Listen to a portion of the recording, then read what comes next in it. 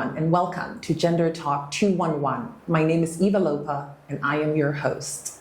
On today's episode, we feature one of the most powerful women in South Sudan politics. Her first book takes us on a journey like no other, The Art of Power, Pursuing Liberation and Nation Building by Dr. Jemma Nunu Kumba. Please welcome the current Speaker of the Transitional National Legislative Assembly, Honorable Jemma Nunu Kumba. Honorable Jemma, welcome to the show. I'm really happy to have you here. I'm excited. I can't wait to have this conversation.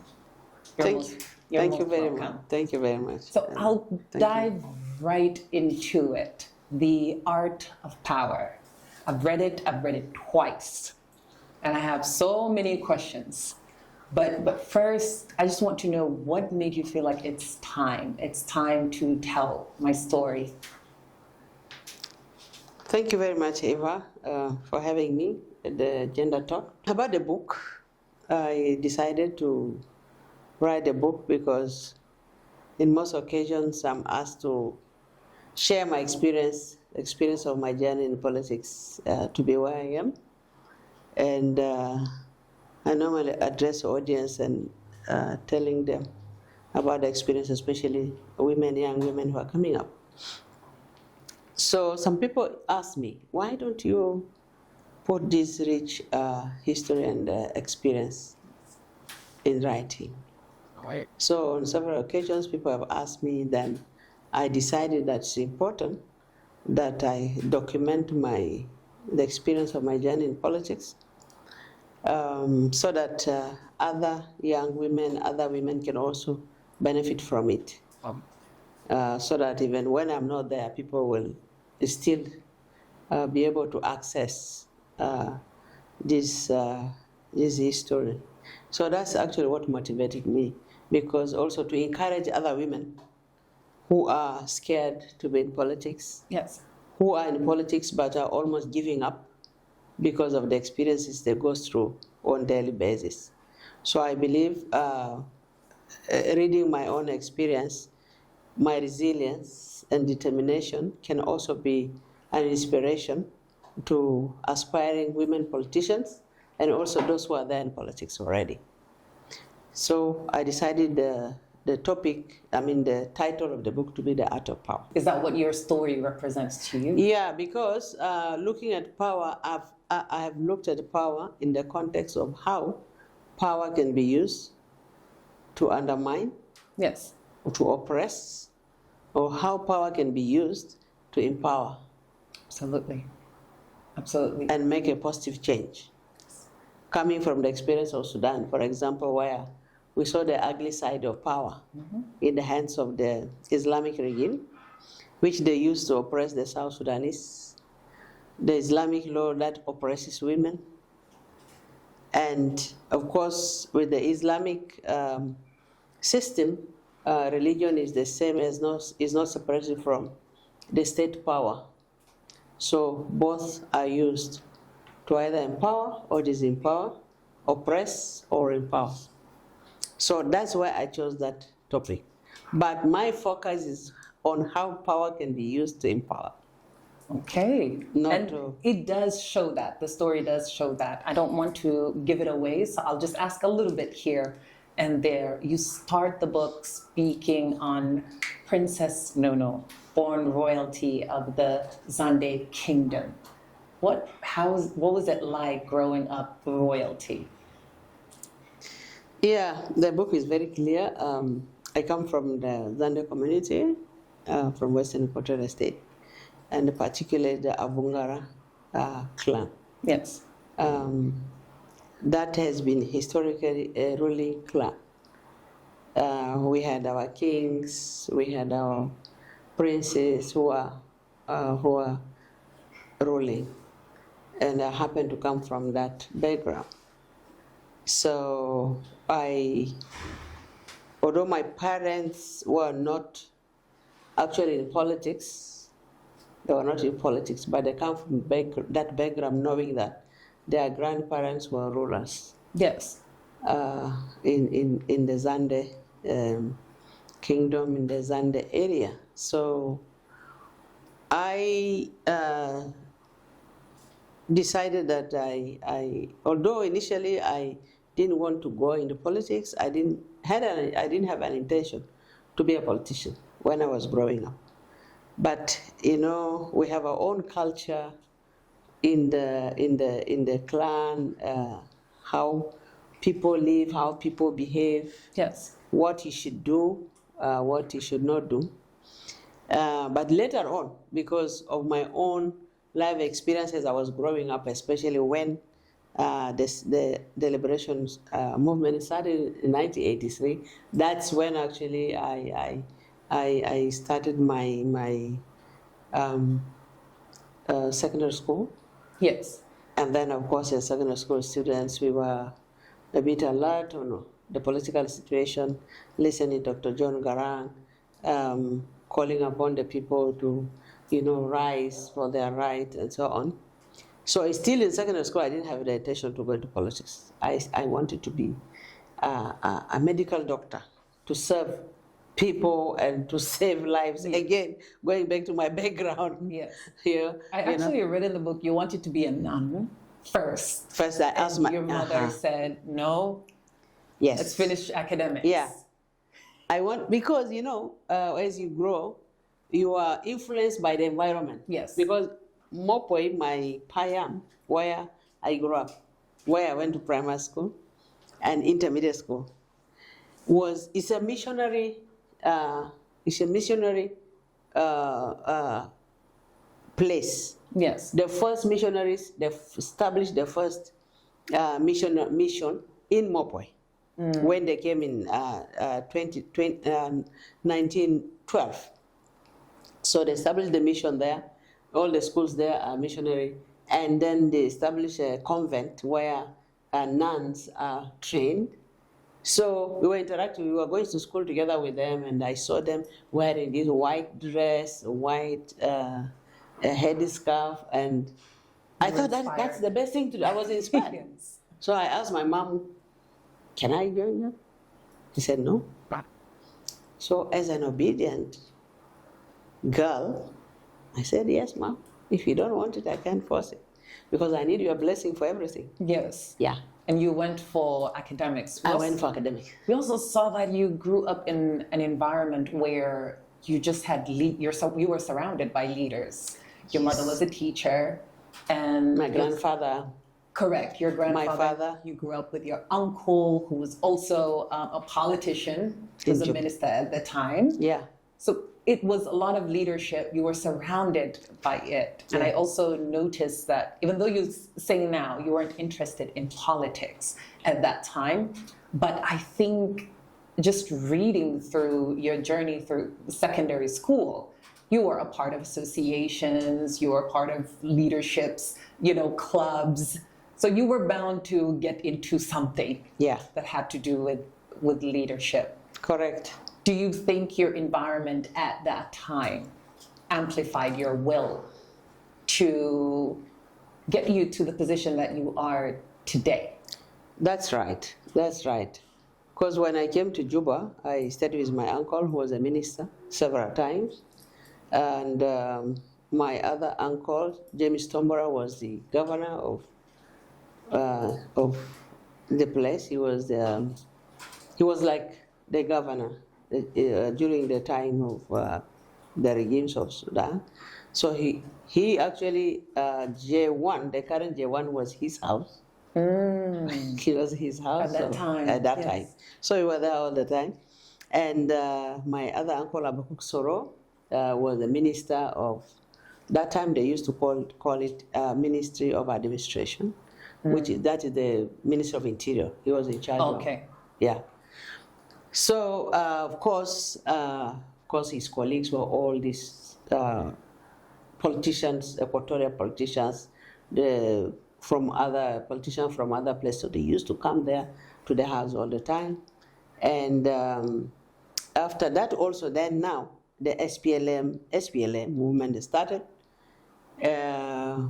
As the students, we were very keen to listen to what Dr. John Garang was saying, And then, of course, we started to be enlightened about our own situation, how we are being treated by the Arabs, Yes. and the condition we're living in.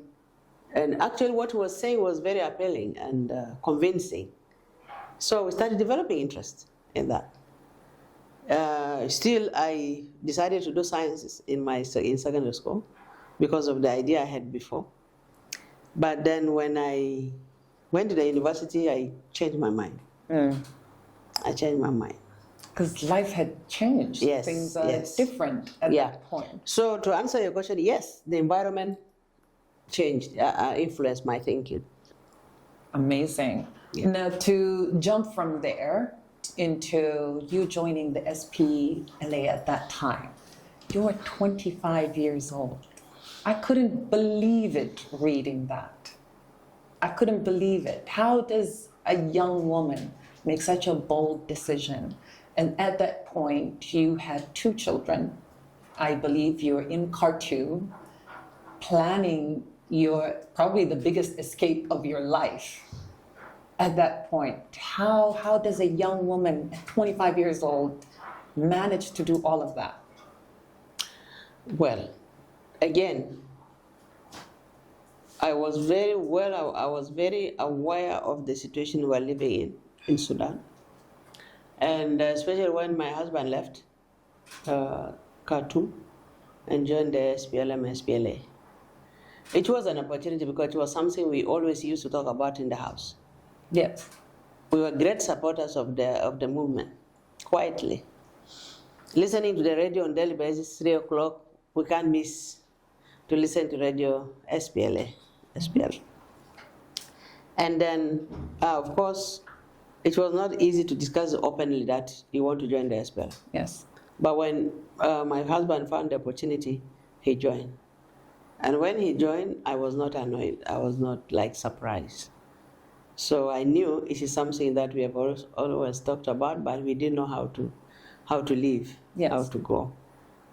So again, based on this, I decided although it was not an easy decision, because you are venturing into the unknown. You don't know where you are going, you don't know the situation there, but still, with your own conviction and determination, I made the decision to make the big escape. And then again in Nairobi, I had to decide whether to go into the bush or just to stay like any other country, yes. Yeah, any other family, SPLM families that were in Nairobi.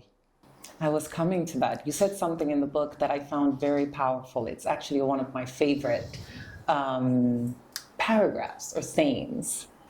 You were explaining how you were offered options of resettlement to the West or remain in Nairobi before you made a decision to go into the bush or not. And you said, I had a choice not to fight, but I wanted to take up arms and fight for our freedom. I decided to join my husband in the bush to contribute directly to the struggle. I did not want to contribute through him. I found that extremely powerful. Why was it so important for you that you are a part of that struggle directly, that you contribute to our freedom? That's what I wanted. Yes. I didn't want to be just an spectator, but a participant. And I'm happy I did contribute in my own small way.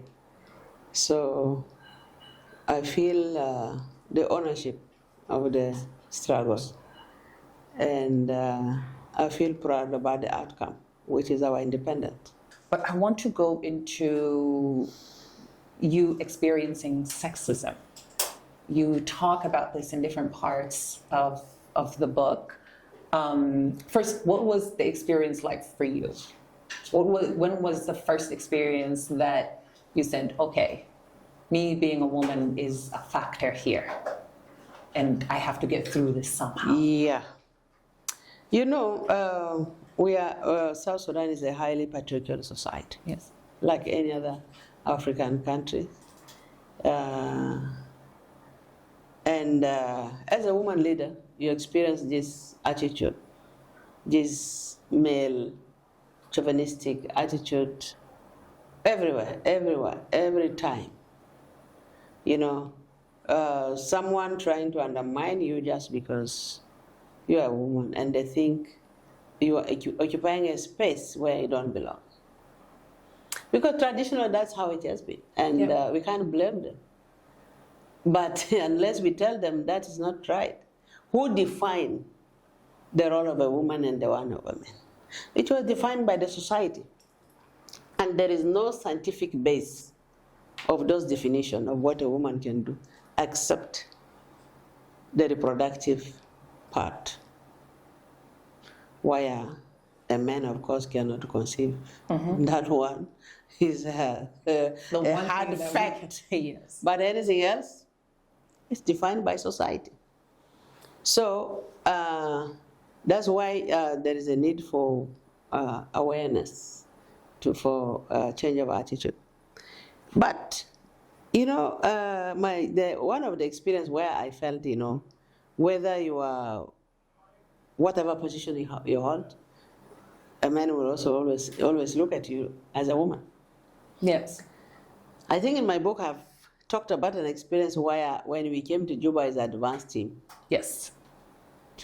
commissioned by Dr. John Garang, our late leader, on equal footing, to come as an advanced team, not as a subordinate to anyone. Yes. When we were here, I said in my book, of course we were hosted by the state government. Oh. No, His Excellency Igor was the head of our delegation. So we're hosted, we're being fed, you know, we go for breakfast, they bring our lunch and so on. But of course, this honeymoon had to end because 1 day, 2 days, at some point. it has to end, and now we have to take care of ourselves. So now we start, you know, we sat and to discuss how we are going to move on now after, you know, we have enjoyed the hospitality and now we have to take care of ourselves. Then we're talking about how are we going to arrange our meals and so on. Then one of my colleagues said, yeah, why are you discussing all this? We are lucky because Jemma is here, she will be cooking for us. Thank you. Oh, I said, okay, that's your opinion. I want to actually, not to cut you off, I actually want to read exactly what you said. This is my favorite part in the book. I want to read exactly what he said and what Honorable Jemma responded to him. Yeah. He said, after he was now suggesting that you should cook for everyone, you said, listen, comrade, I was there when Dr. John Garang commissioned us to come here. I did not hear Dr. John commissioning me as your cook. We were commissioned as equals, and therefore I am not going to be your cook. If need be, we will cook on a rotational basis. My day will come and I will cook, but each person in the team will have to participate as well. And he responded, sometimes I wonder who you really are, a man or a woman. Because sometimes you behave like a woman and sometimes you behave like a man. And my favorite thing that you've said in this book, she responded and said, you know exactly who I am. I got shivers reading this part. I felt like it just validated not only your power, but mine as a woman as well. It was extremely, extremely powerful.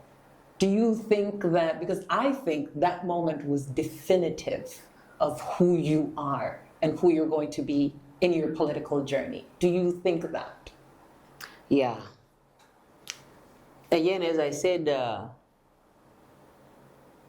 you know, when you're a woman, there are some of this, well, I don't want to generalize all the men. Some of the men are very, very considerate of women. They respect women. And they also take women as human beings, as equals in certain things. But there are some men, no matter how educated they are, they will always overlook a woman, regardless of what position you hold. So when he said that, I said, yes, this is the kind of the man that still see women as, Only belonging in the they kitchen. belong in the kitchen and they have Yes. that traditional role. Because again, this liberation struggle actually empowered everybody because it made us to understand our rights. Yes. And Dr. John did not just fight for our right as being, but rights of individuals, including women,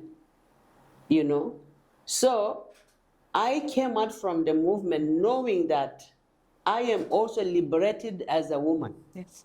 as an individual, and I will not allow any of my own comrades, freedom fighters we fought together, to again consider me as his or his subordinate. Yes, that is what we were taught. That's what the movement taught us, that you should stand for your right. And Dr. John normally used to say, if you know your right, don't ask anyone for it. Get it. Grab your right. Don't beg for it. Don't ask anyone. Take your right. So. No, I absolutely loved this part of the book. It was my favorite. Let's move a little bit into some of the achievements that I didn't even know you were a part of. The Parliamentary Women's Caucus. At this point, you were in Khartoum, you're a member of parliament. I think CPA was already signed. Yeah. And you actually, I don't know if I can say founder, but Yes. Yes, you founded the Parliamentary Women's Caucus. How did that come about? Because right now, I think it still exists in Sure. Sudan. Now it exists in South Sudan. It's a very big initiative. Why was that one of the first initiatives that you came up with? And why did it matter? Yeah. Well, it mattered a lot because when we came, the SPLM, members of parliament, or women in particular, and the SPLM, NCP women were not together. We were still looking at ourselves as enemies. But yet we were now part of the legislative body. And I found that with this division, how can we come together as women to address or initiate legislation that can help women and children? Because it's a national parliament, the laws are national, we cannot do it alone as SPLM. Yes. And our colleagues from the NCP don't even see some of the mistreatment or some of the oppressions they are going through. They were not seeing it.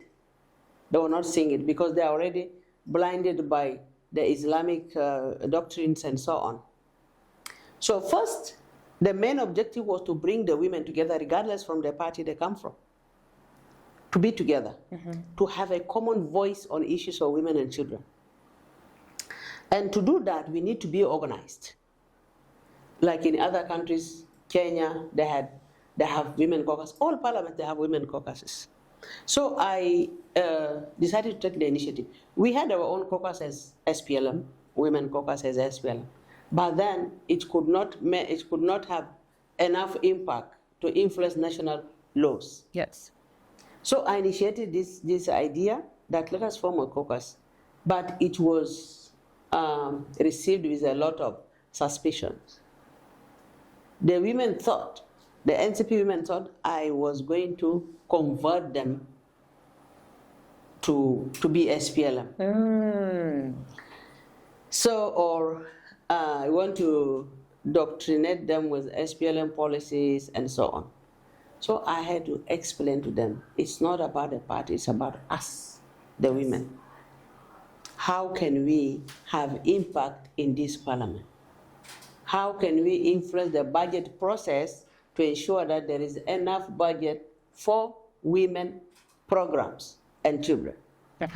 How can we enact laws that can empower the women, that can discourage some of the traditional and cultural practices that affect women? Of course, the genital mutilation, for example, it's a culture for them. And they have to do it. But unless you tell them this is not right, this culture is not right, Right. it's itself a violation of your right or human right. Right. So it took me like a whole year. Even their men told them, no, Jemma, don't listen to her. She's going to spoil your what, and she's going.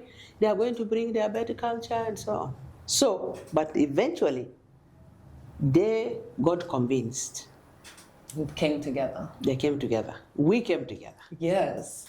And then they said, now, okay, so now for this thing to go ahead, it has to be headed by one of them. One of the Arab women and NCP. I told them, there is no problem. As long as it exists. As long as it exists. It's not about me being the president of this caucus. Any woman can be the president, so long as we get the objectives. We achieve the objective of this caucus. So, to make things short, they were all convinced. We said, fine, you want to be the president? No problem. They said, okay, we will be the president. We will take the chair. We call it president. The chair is called the president of the caucus. And I was the vice president, because they say, yeah, because Jemma is the one, she's the founder, she's the initiator, let her be the deputy. I said, no problem. Then they brought the secretary here, and we formed the structure of the organization, and then the parliament actually recognized the caucus and recognized it as one of the structures of the parliament, and allocated budget for the women caucus. That was a big achievement.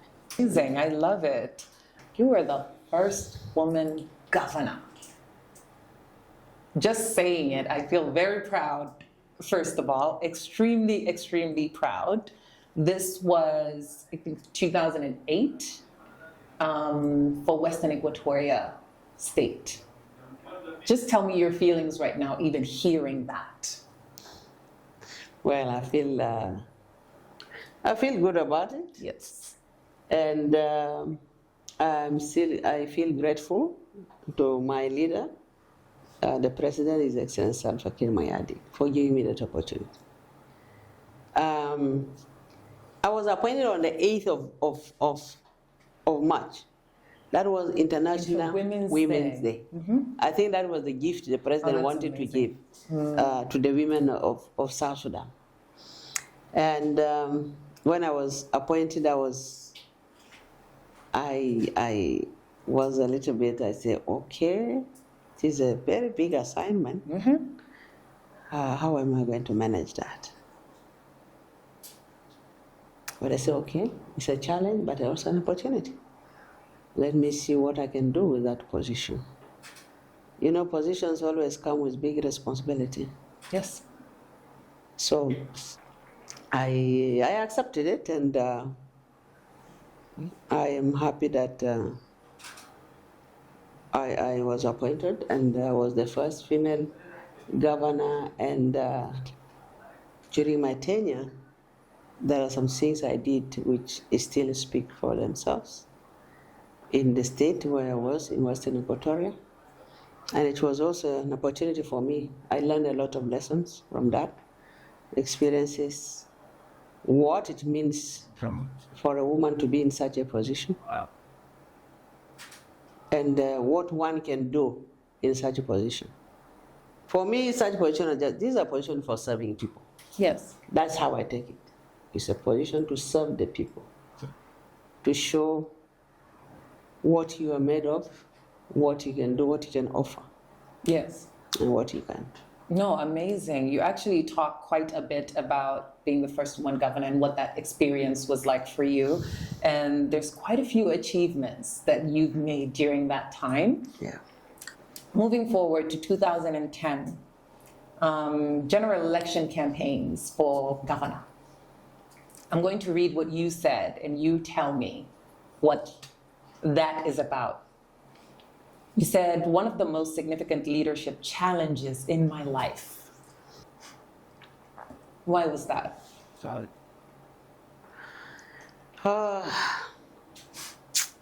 Elections, that was the first time for being to exercise their democratic right. Yes. It was also, I'm sure, for Western Equatorial the same. And that was the first time for me also to vote in my entire life. I never voted before. So, it was a challenge because I saw the real male chauvinism during that time, where people create stories about you. Because I've never experienced any elections campaign before. Yes.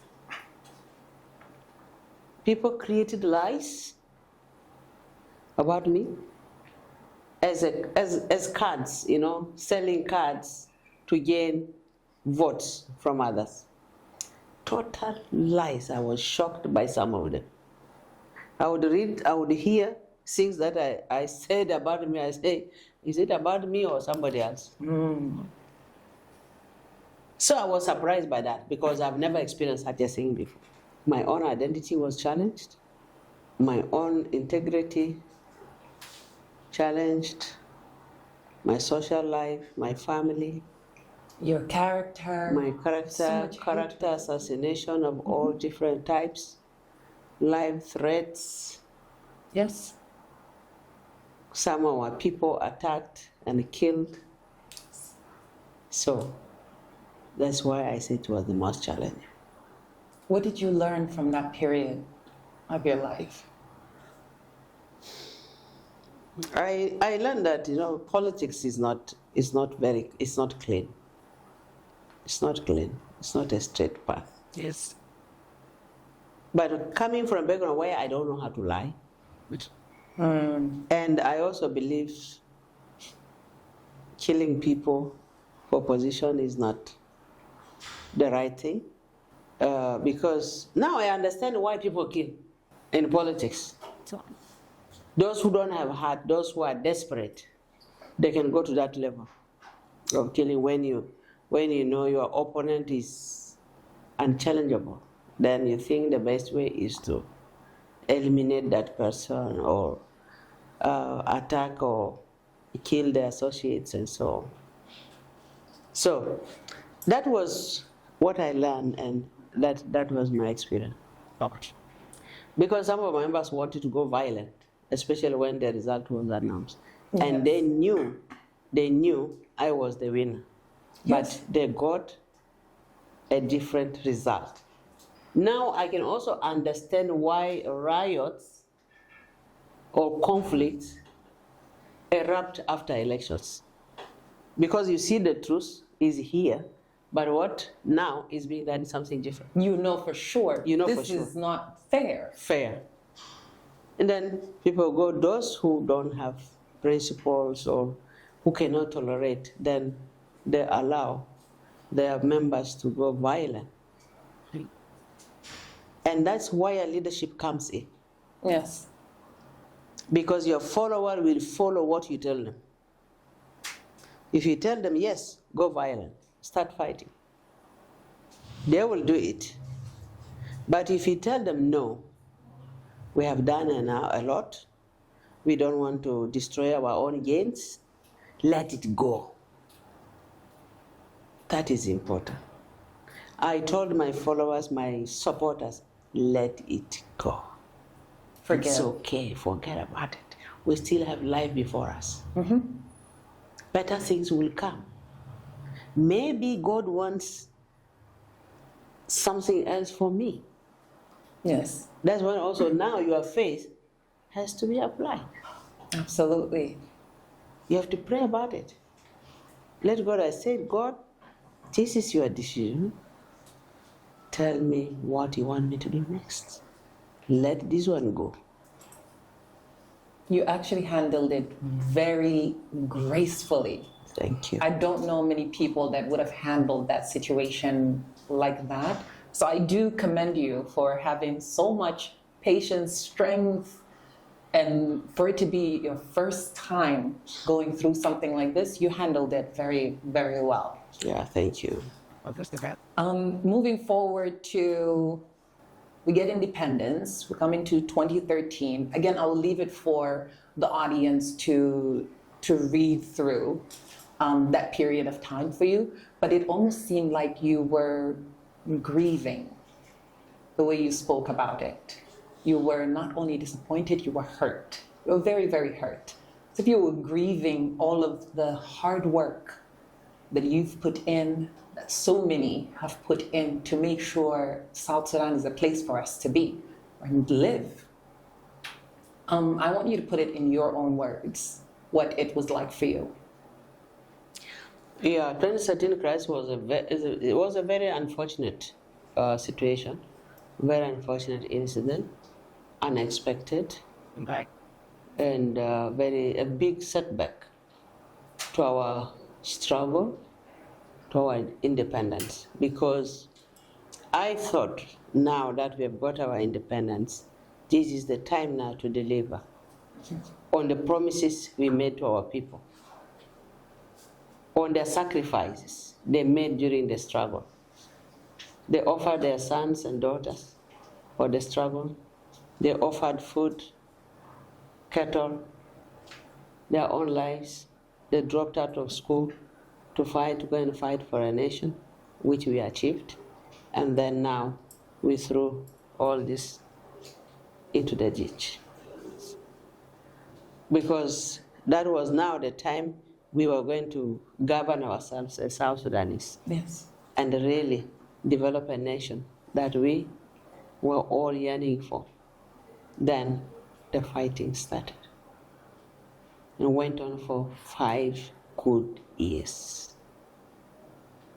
All the gains, most of the gains we made during the CPA were destroyed. So in short, it was very painful and unexpected. It was a very tough period for everyone. How do you feel today, and what do you hope for South Sudan moving forward?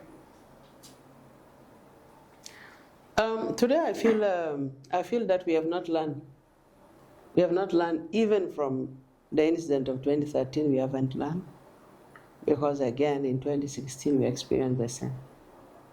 And up to now, we are not yet stable. We are still struggling to restore peace and stability in the nation.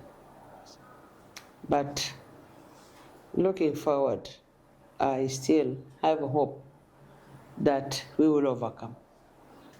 What do you want South Sudanese to see for their future right now? I believe that violence cannot take us anywhere.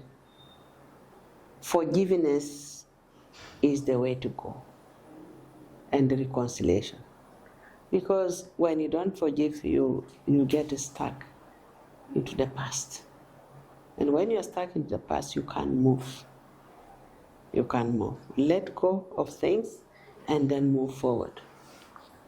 So here I am today, serving in other capacities, different capacities up to where I am today.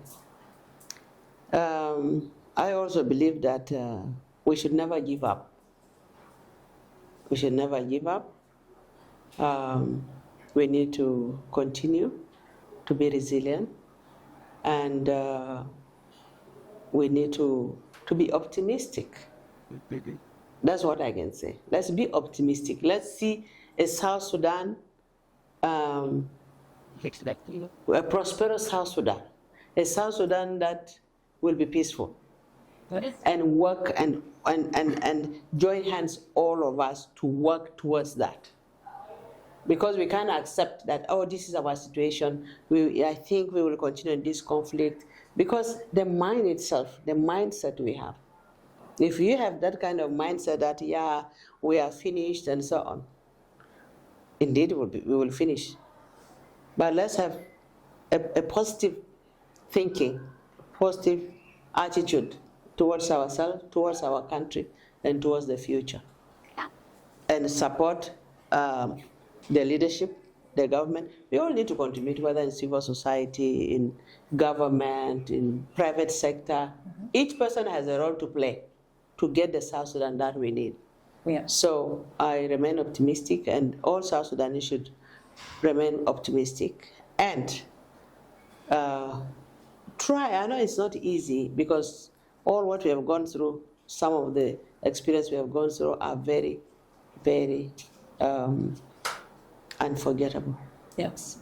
But let us learn to forgive, forget, and move forward. This is the only country we have. We don't have another one. Yes. Yes. So I love South Sudan so much. Yes. Despite the difficulties, the challenges, this is my country. And I'm ready, and I will always work for its improvement. What did it? Thank you. Thank you. Thank you so much for being here. I'm really happy, excited that we got a chance to have this conversation and hear from you and hear your story and your journey. I think it's powerful. I think it's impactful. Thank you. Thank you very much. And thank you for being on the show. Thank you.